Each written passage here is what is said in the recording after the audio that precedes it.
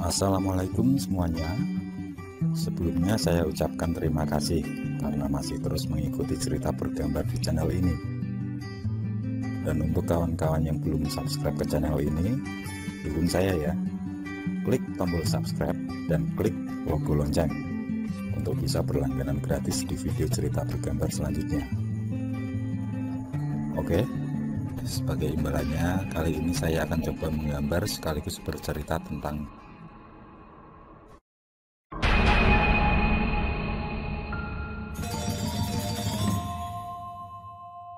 Ong Sang Hyang Pasupati ngadeg ring banyu urip sarwa rajahan poma poma poma. Ong ngadeg Sang Hyang Bayu ring tungtungin lidah ang Brahma geni murup kadi kala rupa anyapo sarwa lara. Ong Brahma metu saking kidul geni bang saking netra geni petak saking cangkem geni salembo saking buwana. Ong urip dosa geni.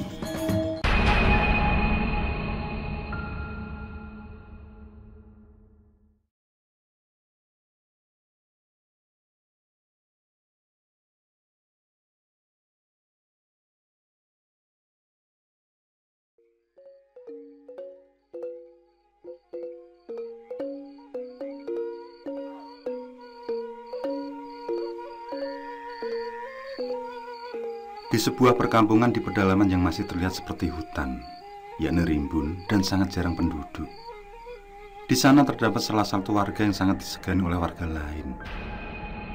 Dialah Ratno, seorang yang dicurigai mempelajari ilmu leak. Kecurigaan itu didasari dengan suara ringgik kuda atau derap kaki kuda yang hampir setiap malam terdengar. Ratno juga mendirikan satu kelompok yang memiliki beberapa murid yang juga diyakini mempelajari keilmuan leak.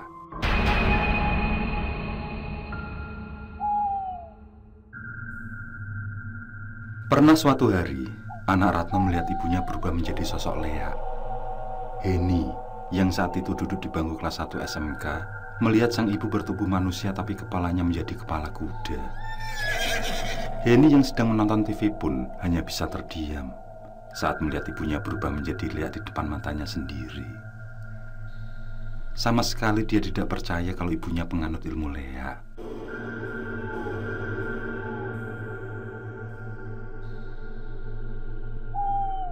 Keesokan harinya, Heni menceritakan apa yang dilihat kepada orang-orang di kampung. Warga kampung pun gempar. Dugaan mereka selama ini ternyata benar, bahwa Ratno beserta kelompoknya menjadi pelaku ilmu leak. Untuk sementara, para warga hanya mendiamkan Ratno. Mereka menunggu saat yang tepat untuk membongkar dugaan mereka. Selang 2 hari setelah Heni mengungkap perihal ibunya, terjadilah sesuatu yang membuat kampung kembali gempar.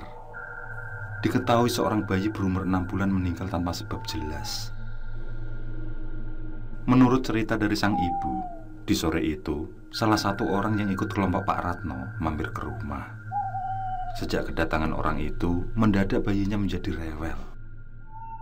Orang tersebut mengambil alih menggendong bayi. Saat itu tidak nampak ada yang aneh.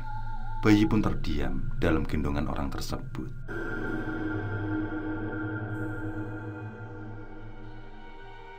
Namun, setelah beberapa saat orang tersebut pulang, tiba-tiba anakku kejang dan akhirnya meninggal secara misterius. Ungkap sang ibu mengenang kejadian kelam sore itu. Perlahan air matanya menetes teringat anak mungil yang telah tiada. Sementara ayahnya yang merasa curiga kena kematian itu memutuskan untuk menanyakan pada orang pintar yang ada di kampung. Jawaban orang pintar tersebut pun membuatnya kaget. Menurut penuturan sang dukun, anaknya meninggal karena dijadikan tumbal leak. Dengan penuh amarah, sang ayah bertanya tentang siapa pelaku yang sebenarnya. "Sebenarnya kalian sudah tahu siapa pelaku sebenarnya," jawab orang pintar itu tanpa memberi nama. Seketika dia teringat cerita sang istri, yaitu saat pelaku datang ke rumah dan menggendong anaknya. Dengan emosi, sesampai di rumah, si ayah langsung mengambil parang dan berniat untuk menghabisi orang tersebut. Jangan, Pak. Kalau kamu bunuh dia sekarang, kamu tidak punya bukti bahwa dialah pelakunya.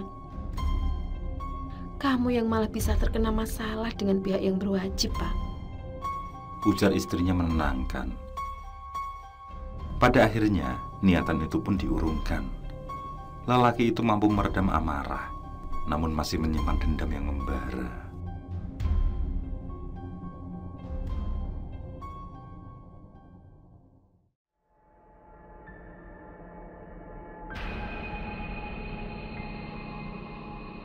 Setelah beberapa waktu, kejadian kematian misterius itu kembali terjadi. Di kampung tersebut, setiap bayi yang berumur 3 bulan pasti akan diadakan acara 3 bulanan. Pagi itu di salah satu rumah, tepatnya keponakan si pelaku yang ikut kelompok Ratno, akan diadakan acara 3 bulanan. Rumah tersebut sangatlah ramai untuk persiapan acara yang menjadi tradisi tersebut. Karena saking banyak hal yang perlu dipersiapkan, bayi mereka ditempatkan di dalam kamar sendirian. Setelah beberapa saat, kakek dari bayi tersebut teringat dengan cucunya. Karena tumben, cucunya tenang sekali. Kemudian si kakek bangkit dan langsung ke kamar untuk menengok. Namun betapa kaget si kakek saat melihat ada sosok kepala kuda muncul dari luar jendela. Sementara tampak seperti asap putih keluar dari badan si bayi. Yang asap tersebut dihisap oleh sosok kuda. Melihat hal tersebut, si kakek tidak bisa berbuat apapun. Dia hanya terdiam kaku. Segera setelah sosok kuda itu kabur, si kakek baru bisa berteriak. Sontak semua orang yang ada di rumah lari menuju kamar si bayi. Dan kejadian yang sama terulang kembali. Si bayi kejang-kejang yang pada akhirnya tidak bernyawa lagi. Tangis pun pecah. Sebagian warga berusaha untuk mengejar sosok kuda itu, akan tetapi hasilnya nihil.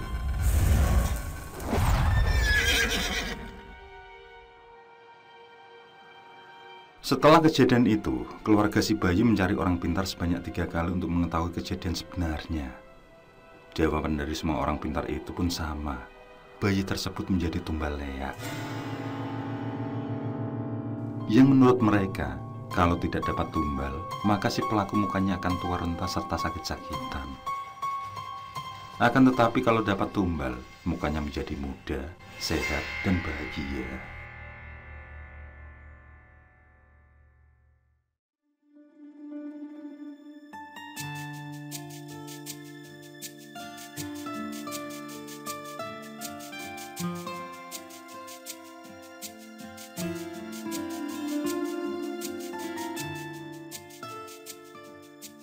Setelah kejadian tersebut, warga lebih waspada lagi akan bahaya yang mengancam, terutama pada bayi maupun anak-anak mereka. Itu pula yang dilakukan keluarga Pak Adi, di mana dia telah melahirkan seorang bayi perempuan yang mungil. Pihak keluarga pun ikut andil dalam menjaga bayi tersebut. Mereka membagi waktu untuk menjaga sang bayi yang rencananya sampai 2 tahun ke depan.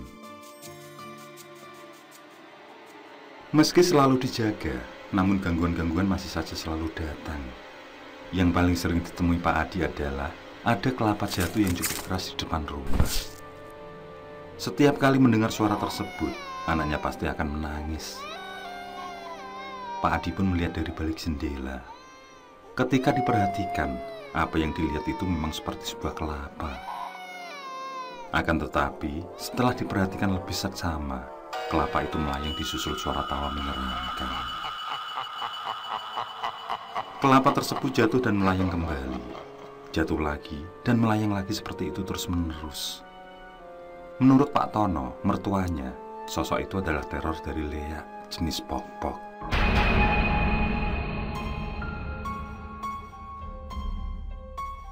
Dengan memberanikan diri, Pak Adi keluar rumah menuju leak pok-pok itu dengan membawa garam. Saat mendekati pohon kelapa, Pak Adi melihat wajah si pok-pok dan mengenali wajah tersebut. Pok-pok itu pun kabur sebelum Pak Adi melemparinya dengan garam. Setelah pok-pok itu pergi, si anak baru bisa berhenti menangis. Selain gangguan berbentuk kelapa tersebut, Ternyata ada gangguan lain yang muncul di setiap malam, di mana selalu terdengar suara langkah kaki berjalan di atas rumah dan bersuara seperti monyet. Dengan perasaan was-was, Pak Adi pun mengambil garam dan cabai, kemudian melemparkannya keluar rumah. Dan tampaklah seekor monyet hitam besar yang berlarian lalu menghilang dengan cepat, lenyap tanpa jejak sama sekali.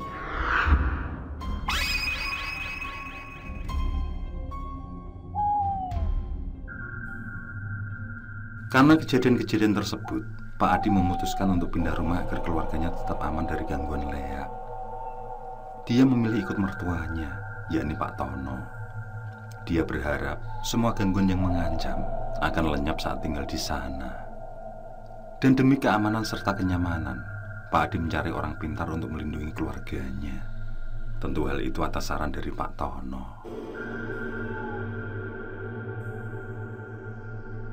Namun gangguan itu tetap saja mendatangi keluarganya.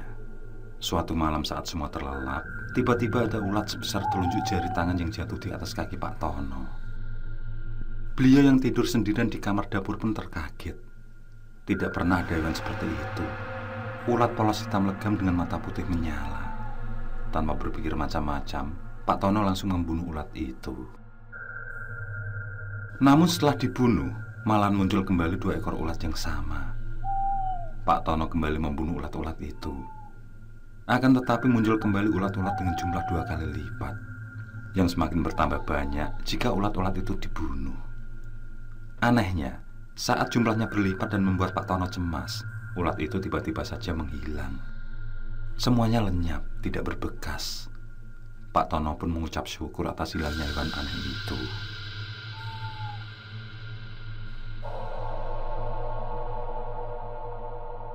Di keesokan harinya, kaki Pak Tono tiba-tiba bengkak dan tidak bisa digunakan untuk berjalan. Karena menganggap apa yang dijumpainya semalam penyebab dari penyakit dadakan itu, maka dipanggillah orang pintar untuk membantu.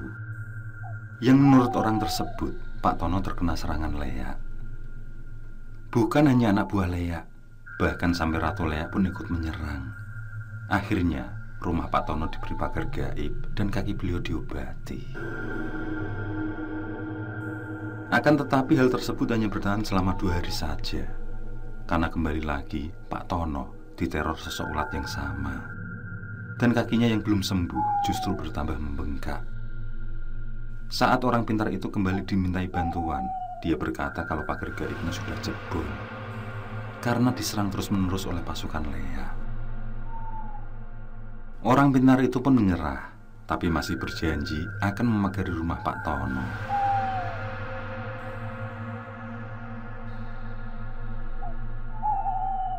Di keesokan hari, terdengar kabar bahwa salah satu orang pintar tersebut meninggal secara mengenaskan. Tubuhnya membengkak dengan sekujur badan hangus seperti terbakar.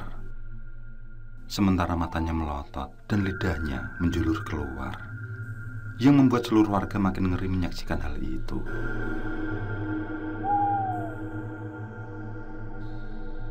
Dua orang pintar yang tersisa di kampung mengakui bahwa tidak sanggup lagi menangani kasus Pak Tono. Mereka merasa ada kekuatan yang luar biasa di pelaku Lea. Menurut mereka, siapa saja yang membantu orang yang menjadi target si Lea, maka akan kalah ilmu dan akhirnya mati. Pelaku Lea menyerang pada orang pintar dengan tujuan agar tidak ada tempat untuk meminta tolong. Sehingga dengan leluasa mereka mencari tumbal sasaran. Merasa tersudut, Pak Tono pun memutuskan pergi keluar kampung. Bersama menantunya, Pak Adi, beliau meminta tolong ke salah satu pemangku di Pura Dalem. Beliau adalah Pak Mangku, salah satu kenalannya yang mengerti dengan dunia gaib.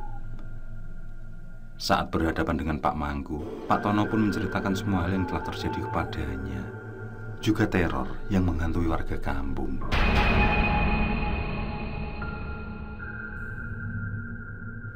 Beberapa saat kemudian Pak Mangku memejamkan mata untuk menerawang.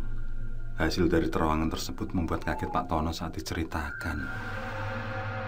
Ternyata selama ini Pak Tono sudah diacep atau dijadikan persembahan tumbal oleh pelaku Lea.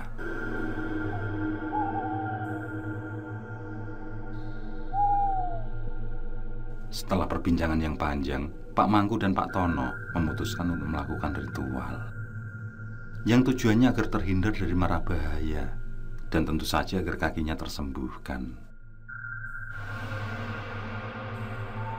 Dan itu pun tidak berlangsung lama. 2 hari setelahnya, kembali teror ulat menghantui Pak Tono. Kakinya pun semakin membengkak parah.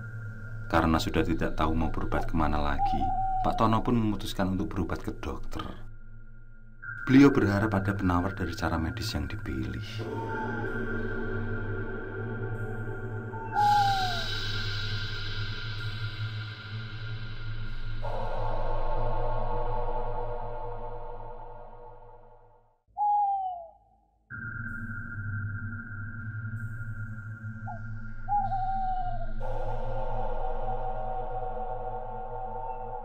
Pak Tono sangat tersiksa selama beberapa hari terakhir. Beliau hanya mampu pasrah tanpa berbuat apapun. Sementara itu, cucunya dalam keadaan baik. Semenjak Pak Adi pindah tinggal bersamanya, belum pernah si bayi rewel berkepanjangan. Juga tidak dijumpai teror leak pok-pok maupun jenis lain.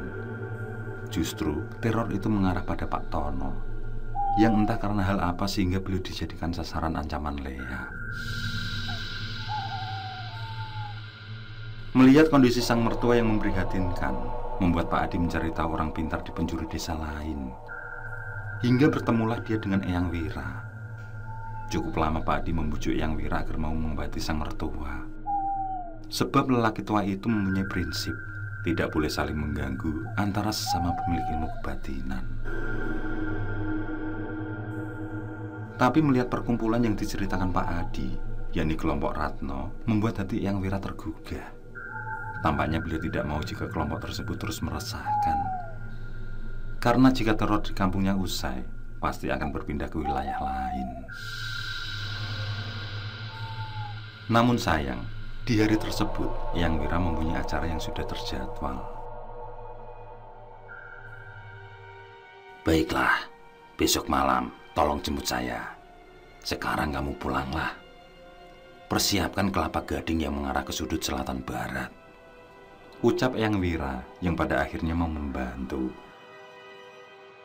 Dengan senang hati Pak Adi mengucap terima kasih berkali-kali sebelum berpamitan. Dan sebelum melangkah pulang, Ki Wira memberinya abu dapur untuk disebar di sekeliling rumah.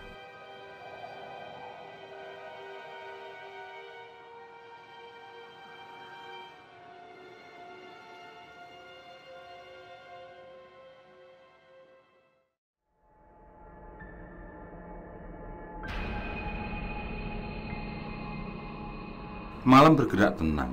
Eyang Wira duduk dengan mata terpejam. Kemudian beliau mengambil tembaga tipis, lalu ditulisi Raja Angkara. Ong Sang Hyang Pasupati, ngadeg ring banyu, urip sarwa rajaan, poma, poma, poma. Setelah itu, Eyang Wira bangkit, lalu dimasukkanlah raja ke dalam kelapa gading, yang sebelumnya juga telah diberi kembang gading. Setelah itu kelapa ditaruh tepat di samping kepala Pak Tono, yang disuruhnya rebahan sambil memejamkan mata. Ong ngadeg Sang Hyang Bayu, ring tungtungin lidah, ang bromo geni murup kadi, kala rupa anyapo sarwaloro. Seusai membaca mantra yang disebut Brahma Gading Sewu, Eyang Wira menarik nafas, lalu dihembuskan perlahan pada kelapa gading tersebut. Ong Brahmo metu saking kidul, geni bang saking netro, geni petak saking cangkem, geni salembo saking buwono, ong urip dosa geni. Sebuah mantra kembali terucap dari mulut Eyang Wira. Itulah mantra Brahma Sapu Jagat. Beberapa saat setelah Pak Tono meminum air kelapa gading, lelaki cukup tua itu langsung berteriak histeris. Terdengar suara perutnya seperti air diobok-obok. Kemudian Pak Tono bersendawa yang mengeluarkan aroma busuk menyengat. Menurut Eyang Wira, ternyata Pak Tono sudah terkena cetek yang dilakukan seseorang, yaitu dari teh beracun yang sudah diminumnya.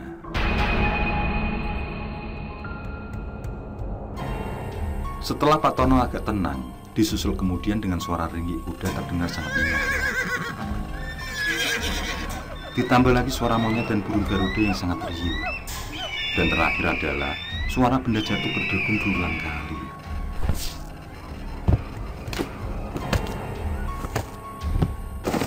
Semua suara aneh itu bercampur menjadi satu. Terdengar pula suara tangis dari bayi Pak Adi. Eyang Wira menyuruh agar semua orang tetap tenang dan tetap pada posisi masing-masing. Ketegangan berlanjut. Secara nyata muncul sosok berwujud menyeramkan dengan mata besar, bergigi taring, dan perawakannya yang tinggi dan besar juga berbulu. Tampak pula lidahnya yang menjulur panjang. Eyang Wira yang berhadapan langsung dengan sosok tersebut mengeluarkan seluruh kemampuannya untuk bertarung, yang pada akhirnya sosok Lea itu pun bertekuk lutut. Yang diketahui, sosok tersebut adalah ketua dari yang lain. Di saat sosok Lea itu tidak dimusnahkan, Eyang Wira bertanya terlebih dulu tentang tujuannya menginginkan nyawa Pak Tono. Dari situlah diketahui bahwa dendam menjadi pemicunya. Yang ternyata kakek Pak Tono dulunya juga seorang ahli penggelehaan. Dan kakak Ratno adalah satu yang dijadikan tumbalnya.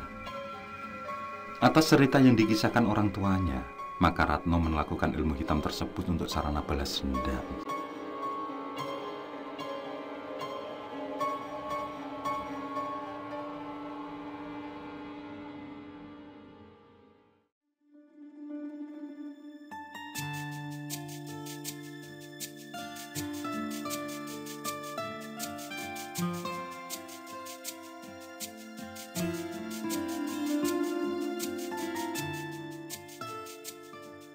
Pada akhirnya, warga memberi ampun pada Ratno dan para pengikutnya.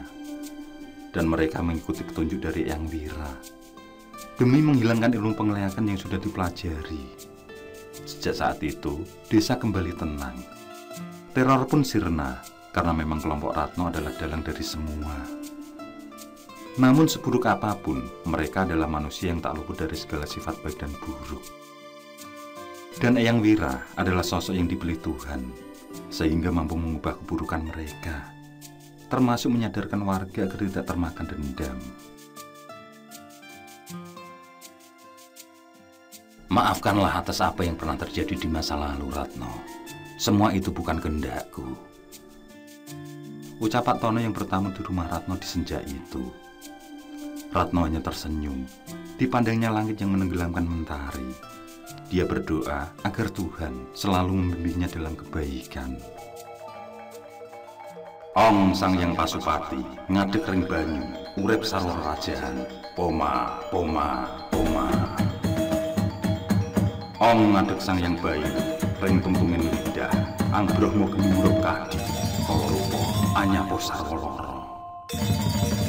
Ong Brahmo metu saking kidul, geni bang saking netro, geni petak saking cagem, geni salembo saking buwono.